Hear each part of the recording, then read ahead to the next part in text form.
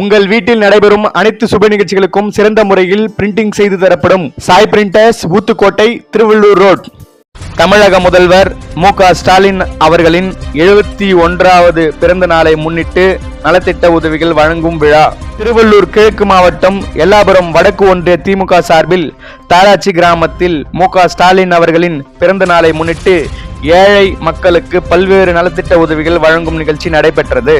நிகழ்ச்சிக்கு தலைமை செயற்குழு உறுப்பினரும் ஒன்றிய செயலாளருமான பி.ஜே. மூர்த்தி தலைமை தாங்கினார். மாவட்ட விளையாட்டு மேம்பாட்டு அணி துணை அமைப்பாளர் கார்த்திகேயன் வரவேற்றார். நிகழ்ச்சியில் பொதுக்குழு உறுப்பினர் ராமமூர்த்தி, மாவட்ட இளைஞரணி அமைப்பாளர் கே.வி. லோகேஷ், கலை இலக்கிய பகுத்தறிவு பேரவை அமைப்பாளர் வி.பி. ரவிக்குமார், வழக்கறிஞர் அணி துணை அமைப்பாளர் சீனிவாசன், இளைஞர் அணி துணை அமைப்பாளர் சங்கர், மாவட்ட பிரதிநிதி சண்முகம், ஊத்துக்கோட்டை பேரூராட்சி துணை தலைவர் குமரவேல், ஆதிதிராவிட நலக்குழு துணை அமைப்பாளர் பழனி ஆகியோர் முன்னிலை வகித்தனர்.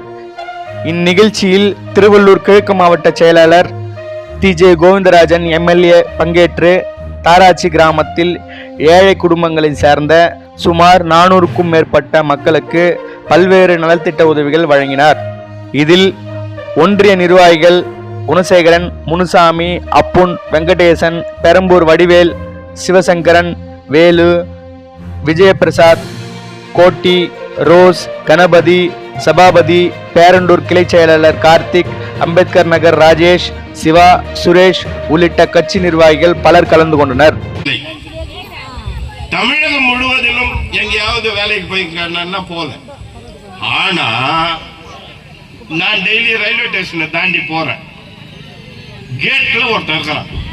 இவன் யாருன்னு எனக்கு தெரியாது. ஒரு நாள் போய் நின்ன கோன் அப்படின்னா, இவன் ஏதோ கோன் ஐஸ் கேட்கறான் போல இருக்குது அப்படின்னு. என்னடா மறுபடியும் கோன் அப்படின்னா, ஒரு இண்டிகார் வந்தார். அவரோட கோன் என்னன்னு கேட்டேன்.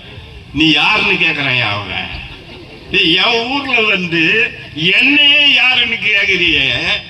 அப்போ நீ வந்து இங்க கேட் கீப்பர் வேலை செய்யறன்னா என் ஊர்ல என்னுடைய இளைஞர்கள், என்னுடைய தம்பிகள், என்னுடைய அண்ணன்கள், என்னுடைய தங்கைகள் யாருமே இல்லையா?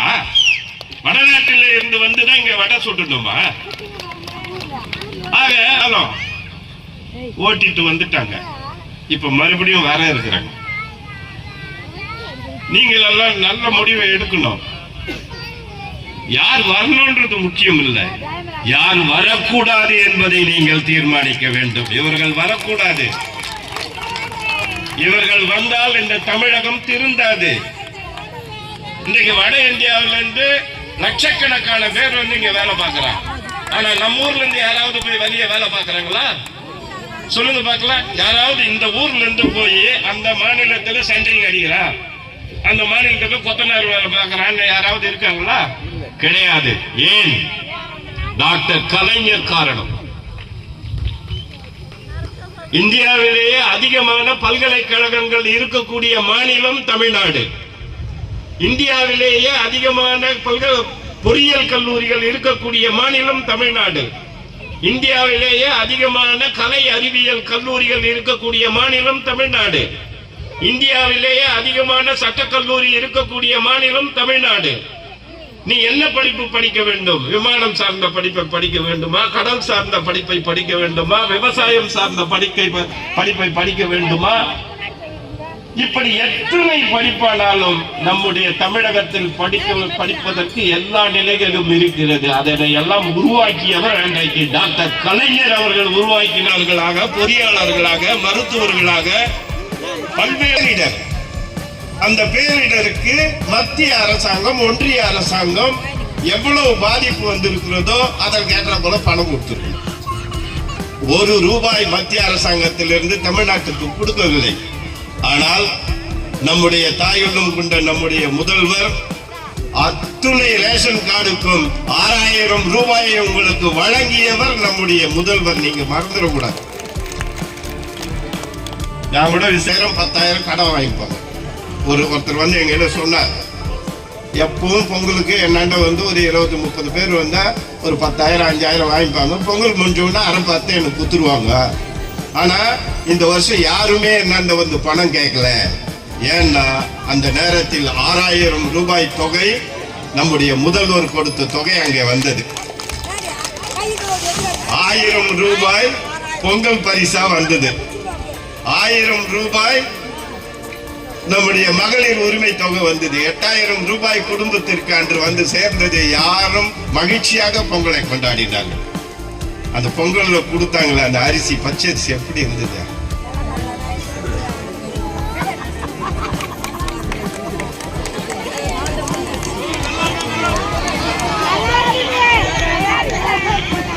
கரும்பு என்னோட உயரமா இருந்தது.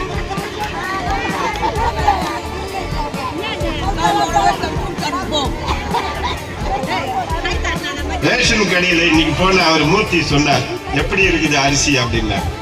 உண்மையிலே நான் சொல்றேன், நம்முடைய முதல்வர் அவர்கள் ஆட்சிக்கு வந்த உடனே அரிசி நல்ல அரிசியா கொண்டு வரணும்ன்றதுல உறுதியா இருந்தார். அவர் உறுதியா இருந்ததுனாலதான் இந்த அரிசி இன்னைக்கு மாறி வந்திருக்குன்னா காரணம் அவர். ஏன் இப்ப மாறிச்சுன்னா ஒரு வருஷம் ஆச்சு மாறி. ஏற்கனவே அவர்கள் வாங்கி வைத்திருந்த அரிசி எல்லாம் காலி ஆகிறதுக்கு இவ்வளவு நாள் ஆச்சு. முதல்ல என்ன பண்ணாரு, தனியார் பெண்களுக்கும் கொடுக்கலாம் ஐயா, ஏன் 8வது படித்த பெண்களுக்கு மட்டும் கொடுக்குறீங்கன்னு கேட்டார். அப்ப கலைஞர் ஞானி அவர் சொன்னார், இந்த பெண்கள் திருமண உதவி திட்டத்தை வாங்குவதற்காவது 8வது வரை இந்த பெண்கள் படிக்க வேண்டும், அவர் வாழ்க்கை உயர்வதற்கு அவர்களுக்கு கல்வி தேவை. ஆகவே அவர்கள் 8வது வரை படித்த பெண்களுக்கு நான் கொடுக்கிறேன்னு சொன்னார். அன்றைக்கு அவர் ஆரம்பிச்சது வச்சதா. இன்றைக்கு உளுத்தம்பருப்பு ஊற வைக்கணும், அரைக்கணும், அதுக்கு ஏற்ற உப்பு போடணும், பச்சை மிளகாய் அறுத்து போடணும், அதுக்கப்புறம் கருவேப்பிலை போடணும், இதெல்லாம் போட்டு பதமாக்கணும்.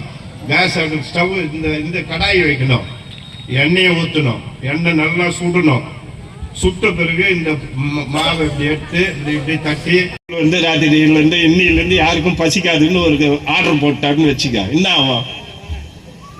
யாருன்னா எழுந்து போவாங்களா? தண்ணி குடிக்க போகிறது கிடையாது, பசிக்கு போகிறது கிடையாது, எதுவும் கிடையாது, எதுவும் இயங்க போகிறது கிடையாது. இந்த உலகமே இயங்கி கொண்டிருக்கிறது என்றால் இந்த வயிறு ஒன்று இருக்கிறதுனால தான் இயங்கிட்டு இருக்கு. அப்ப அதுக்கு கொடுக்க வேண்டிய உணவுப் பொருள் நல்லதா இருக்கணுமா இல்லையா? நம்ம செத்து போறோம், சுடுகாட்டில் எடுத்துட்டு ஒண்ணு கொளுத்துறாங்க, இல்ல பொறிக்கிறாங்க. ஆடு சாவுது, மாடு சாவுது, மீன் சாவுது, கோழி சாவுது. இதெல்லாம் செத்தா என்ன ஆகுது? அதுக்கு எது சுடுகாடு? இந்த வயிறு தான் சுடுகாடு. அது பஸ்மானமாயிரு. ஆக அந்த உணவு தான் வாழ்க்கையை உருவாக்குது. அதனாலதான் நம்முடைய முதல்வர் அவர்கள் அந்த உணவு சரியானதாக போய் மக்களை சேர வேண்டும் என்பதற்காக அந்த திட்டத்தை வகுத்து இன்றைக்கு நல்ல அரிசி போயிட்டு இருக்கிறது. இன்னும் தரமான அரிசி வருவதற்குண்டான வழிமுறையும் செய்து கொண்டிருக்கின்றார்கள். இன்றைக்கு எல்லா கிராமங்களிலும் இந்த சாலை போடக்கூடிய பணியாக இருந்தாலும் சரி, விளக்கு அமைக்கக்கூடிய பணியாக இருந்தாலும் சரி, அத்துணை பணிகளும் மிக சிறப்பாக போயிட்டு இருக்குது. நாங்கெல்லாம் நினைச்சோம் என்ன நடக்குமோ நடக்காதோன்னு. இன்றைக்கு ஒவ்வொரு துறைக்கும் அந்த துறை சார்ந்த அவர்களுடைய தரத்தை உயர்த்துவதற்கு இந்த ஆண்டு மட்டும் 5 லட்சம் குடும்பங்களுக்கு அவங்க தரத்தை உயர்த்ததுக்கு அவர் வீடு, குடிநீர் வசதி, மின்சார வசதி, அவருக்கு தேவையான எல்லாமே செய்யக்கூடிய அளவிலே ஒரு திட்டத்தை இன்று உருவாக்கி இருக்கிறார்கள். அடுத்த ஆண்டு 50,000 இளைஞர்களுக்கு வேலை வாய்ப்பை தருவேன் என்று உறுதியளித்து இருக்கின்றார். அதே போல இன்னைக்கு காலையில நாங்க பெரியபாளையம் எல்லாபுரம் ஒன்றிய அலுவலகத்தில் நம்ம ஒன்றியத்தில் இருக்கக்கூடிய 63 பஞ்சாயத்துக்கு 71 விளையாட்டு உபகரணங்களை கொடுத்திருக்கிறோம். அந்த உபகரணங்கள்ல 30 வகையான விளையாட்டு பொருட்கள் இருக்குது. இந்த பஞ்சாயத்துக்கு கூட அந்த பொருட்கள் இப்போ வந்திருக்குது. ஏனென்றால் நம்முடைய இளைஞர் நலன் அமைச்சர் உதயநிதி ஸ்டாலின் அவர்களுடைய எண்ணம், இந்த இளைஞர்கள் எல்லாம்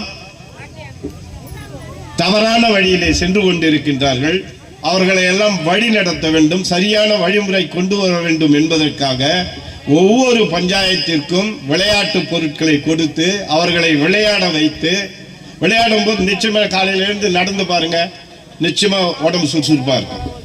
மாலையில நம்ம பிள்ளைங்க விளையாடி பார்க்கட்டும், அவங்க உடம்பு நல்லா சுறுசுறுப்பா இருக்கும். புந்துமல்லி எம்எல்ஏ கிருஷ்ணசாமி சொன்னாரு, கொஞ்ச நேரம் விளையாடினா முகமே பளிச்சுன்னு வரும் அப்படின்னாரு. ஆக நாமெல்லாம் கேட்கவே இல்லை, நாங்கெல்லாம் அதை நினைச்சு கூட பார்க்கல. ஆனால் இன்னைக்கு 500 கோடி ரூபாய் செலவில் தமிழ்நாட்டில் இருக்கக்கூடிய அத்துணை கிராமங்களுக்கும் 2 வருஷம் முடிஞ்சிருக்கு. இந்த மத்தியிலே இருக்கக்கூடிய ஆட்சி தொடரக்கூடாது. தளபதியாருடைய ஆட்சியை சீராக கொண்டு செல்ல முடியாது. ஏன்னா அவங்க நிதி கொடுக்க மாட்டாங்க. இன்னைக்கு நிதி கொடுக்காமலேயே இந்த அளவுக்கு நம்முடைய முதல்வர் செய்திருக்கின்றார். மத்திய அரசாங்கமும் சேர்ந்து கூட செஞ்சிருந்தா இன்னும் எவ்வளவு திட்டங்கள் செஞ்சிருக்க முடியும். மாற்றான் தாய் பிள்ளையை பார்ப்பது போல தமிழ்நாட்டை பார்க்கின்றார்கள் மத்திய அரசுல இருக்கிறவர்கள். இத்தனைக்கும் நம்முடைய நிதி அமைச்சர் தமிழ்நாட்டை சேர்ந்தவங்க தான். ஆனா அந்த அம்மா கூட தமிழ்நாட்டுக்கு உரிய தொகைகளை வழங்குவது இல்லை. அப்படி இருந்தும் பல்வேறு சிக்கல்கள். இன்றைக்கு 13,000 கோடி ரூபாய் உங்களுக்கு 1000 ரூபாய் கொடுக்கறாங்க இல்லையா, ஒரு வருஷத்துக்கு 13,000 கோடி ரூபாய் அதுக்கு ஒதுக்க வேண்டியது இருக்கின்றது. மகளிர் பெண்கள் படிக்கக்கூடிய திட்டத்திற்கு ஒரு தொகை ஒதுக்க வேண்டியது இருக்கின்றது. நீங்க இலவச கட்டணம் இல்லா பேருந்துல போறீங்கன்னா அது சும்மா வரல. அரசாங்கம் டிரான்ஸ்போர்ட்டுக்கு பணம் கட்டுது. நீங்க அதுக்குதான் ஒரு டிக்கெட் கொடுக்குறாங்க இல்லையா அவங்களுக்கு கூட. அது ஏன்னா எத்தனை பேர் பயணம் செய்கின்றார்களோ அதற்குண்டான தொகையை அரசாங்கம் அந்த டிரான்ஸ்போர்ட்டுக்கு கொடுக்குது. அதுக்குண்டான தொகையை ஒதுக்குகின்றார்கள். நலத்திட்டங்கள் கொண்டு போகணும். இப்படி பல்வேறு சிக்கல்கள் இருந்தாலும் சரியான முறையிலே வழிநடத்தி கொண்டிருப்பவர் தான் நம்முடைய முதல்வர் அவர்கள். அவர்கள் பல்லாண்டு வாழ வேண்டும். இந்த தமிழகத்தை பல ஆண்டு காலம் சொல்லுங்கள். அவர் நீடூழி வாழ வேண்டும் என வாழ்த்துங்கள். அவர் வாழும் பொழுது நம்முடைய தமிழ்நாடு வாழும். அவர் வாழும் காலத்தில் தமிழ்நாடு வளர்ச்சி பெறும். இந்த வளர்ச்சியை பெற வேண்டும் என்றால் வர இருக்கக்கூடிய நாடாளுமன்ற தேர்தலில் நீங்கள் நல்லவர்களை உருவாக்குங்கள். நீங்க தான் முடிவு பண்ணணும். நீங்க போயிட்டு நாடாளுமன்ற உறுப்பினர் வருவார். இந்த முறை அவர்கள் ஆட்சிக்கு வந்தால் அந்த வேலைக்கே இடம் கிடையாது. நிச்சயமா தேர்தலே இருக்காது. அதிபர் ஆட்சியை கொண்டு வந்து விடுவார்கள். ஆகையினால நீங்கள் எல்லாம் சிந்தித்து வர இருக்கக்கூடிய தேர்தலிலே